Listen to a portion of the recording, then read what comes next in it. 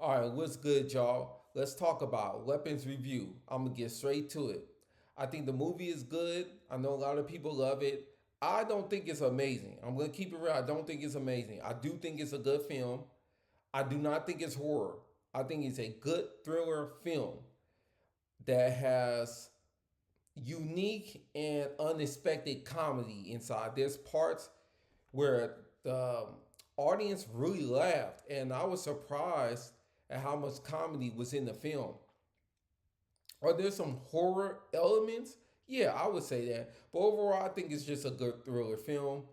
And I like how it's broken down into different chapters based on the characters. So we're going to go one by one, all of the important characters, and I'm going to describe them within the context of this film. For the first character is Justine, played by Julia Gardner. This is a very good performance by Julia Gardner. The reason why I like Justine within the context of this film is because she's a mess. She's not a protagonist nor an antagonist, to be honest. She is a complete mess. She's fornicating with people that she shouldn't. She's been kicked out of a previous job. She's an alcoholic. So there are reasons to question, did she kidnap the kids? Because she is a wreck. She's an emotional wreck. And do I think she goes through an actual arc in the film? Not necessarily, but she always was she always had the best interest of the children. Even if it made her look weird, she always had the best interest. So she keeps on continuing to try to find clues and see what happened. And she's trying to connect with Alex, who is the most important child character in the film. She keeps trying to connect with him, and he, rejects her. And yeah, basically, she did her thing in the film. I'm gonna put it that way. She served her purpose in the film. So we're gonna get to the next character. I'm trying to think what's the best scene with Justine. Honestly, the best scene is her going to Alex's house and seeing that the parents were stuck inside for a specific reason. Okay. So the next character is Archer Graff, played by Josh Brolin. I think he arguably had the best. Okay, he had the second best performance. If, yeah, he had the second best performance. I go argue first. I'm not gonna lie because he's in majority of the film. But basically, what makes him stand out is he is a father determined to find his son, and he believes that Justine at first is the villain. He believes that she is the person responsible for all these kids going missing, because all the kids that went missing all come from her class. They stem from her class. So he goes on a whole journey. I mean, he goes to another parent's house where their kid is missing. He draws a map that leads to basically Alex's house once he connected with Justine, and he technically saved Justine from getting killed at the gas station. So I think he's really dope. And if anything, I wish he had a stronger ending. I understand why he was controlled at the end, but because he was just dope. I wish he had a stronger ending. But it wasn't a bad ending. But like I said, he's a really good character. His best part, honestly, was the dream sequence when he was trying to find his son and he saw the gun on top of the house with the 2:17 a.m. clock. And he woke up and he went, "What the fuck?" And everybody fucking laughed. That probably was the best scene for Archer. All right, the next character I wanted to discuss is Andrew Marcus, played by Benedict Wong. I like his character because he's trying to protect one of his teachers, aka Justine. He knows that she's doing certain things that is unprofessional, but he knows that she has a good heart. And he knows that she cares about the kids. So he's trying to basically put her on leave because she's under fire because the kids that got kidnapped or quote unquote kidnapped or ran away, they all come from her class. So he's trying to protect her. Oh God. Now, he goes through a transformation in the film because he lets a certain character get inside of the house with him and his husband, and his husband is tripping. His husband letting this character walk through the house, and then the character asks. That's probably the best scene with Marcus is the house scene where basically the villain enters, and he's trying to figure out what the fuck is going on. Then the villain asks, or the antagonist asks him for a bowl. He's like, "What the fuck? You need a bowl?" Because at first the antagonist asks for water. He's like, "Okay," and then this person asks for it in a bowl. He's like, "What the fuck?" And then he transforms, and then he's trying to kill Justine because he's possessed. So that whole sequence, that was dope. That was dope.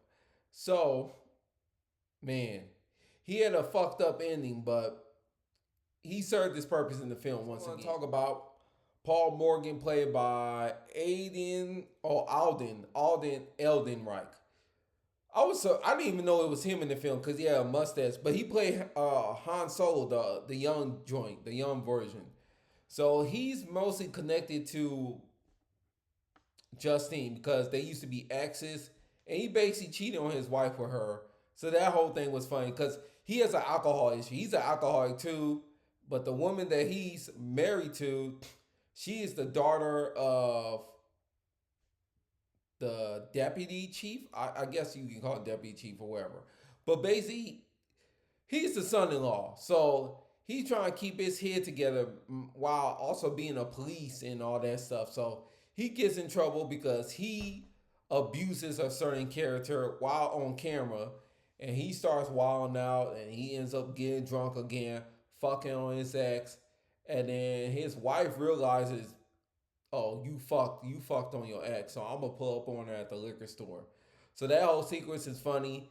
And then he takes this drug addict that he beat up to the place where Alex lives, and then all hell breaks loose and he becomes possessed. So it's like, fuck. He had a good arc until he got possessed. So, but shit, Justine, man, she had to kill dude because he was fucking wild. So that whole sequence was crazy. So the best sequence was probably for him chasing the crackhead,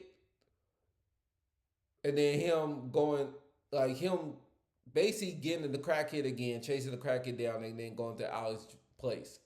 So now I'm about to talk about the James, played by Austin Abrams. He is the most underrated character and the most underrated actor in this film. He plays a crackhead, but he basically is a focal point because he leads the police officer to Alex's house because he basically needed money to go smoke some more crack. So he's trying to rob people and shit like that.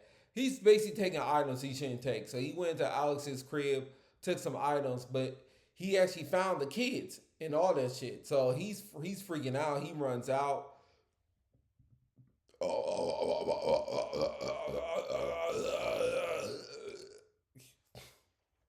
So basically, yeah, he realizes, oh shit, something's going on. And then the antagonist ends up following. I think the antagonist realized who he was when he went into the house.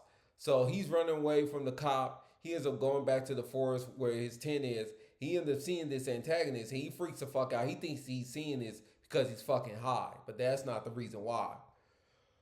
Oh, man. So the best scene with him, honestly, it was the chase scene between him and the police officer, and also him going inside the house and finding the kids by accident. But yeah, shout out to the actor.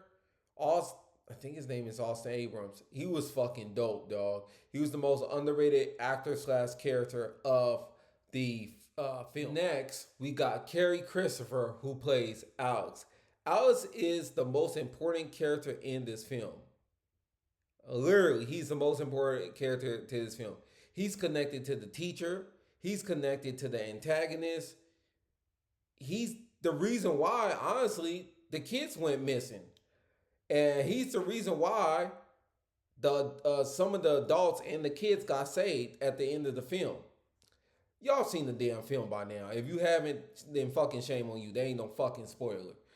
He's the reason why the town got saved overall, but he's also the reason why a whole lot of bullshit started. So he has a really interesting arc because he's trying to do what he has to do to save his parents, even though they're screwed, they're possessed, and he's connected to this antagonist, and he's got to figure a way to. He's got to figure a way to survive. So he's pushing away, rejecting his teacher. He can't tell nobody the truth of what's going on because the antagonist is threatening him that his parents will be killed. They're possessed. So he's ordering feeding them soup. He's feeding the kids soup. He going through it. He went through it the most in this film. And I was happy for him that at the end he was able to save the children and the rest of the adults that were affected. Man, I guess so. We can get to the antagonist now. The antagonist now, this fucking cunt is supposedly the aunt of Alex, and fuck this cunt. She's a witch, but she really a parasite. Fucking cunt. This stupid bitch. She's over here. I think she's basically absorbing the kid's life force and the parents' life force and whoever else. Fucking witch. Fucking witch ass bitch. I'm so glad the kids killed her ass. I'm so glad Alex used a ritual or her goofy ass. Fuck this stupid whore.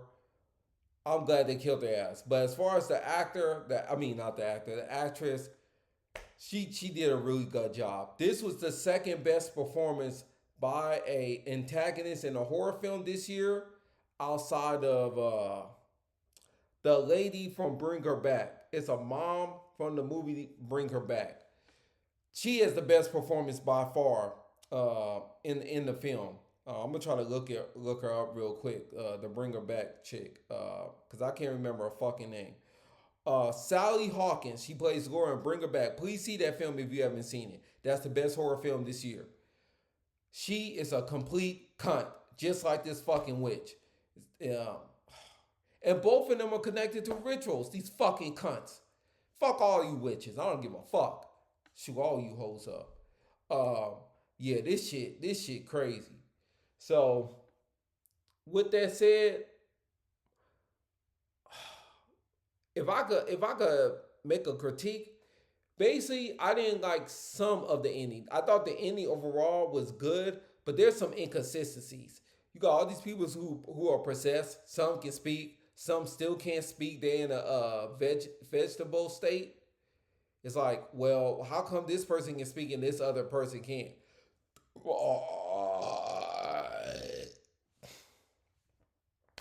So the ending is, like I said, the ending's overall good, but there's some inconsistency. That's my biggest criticism of the film, outside of the fact that I don't consider it to be horror. But overall, good film. Now let me talk about Zach Cregger. Shout out to Zach Cregger. He did Barbarian, which I consider to be an actual horror film. He did, once again, Weapons, which I don't consider to be a horror film, but is doing very well in the box office. He's about to do Resident Evil.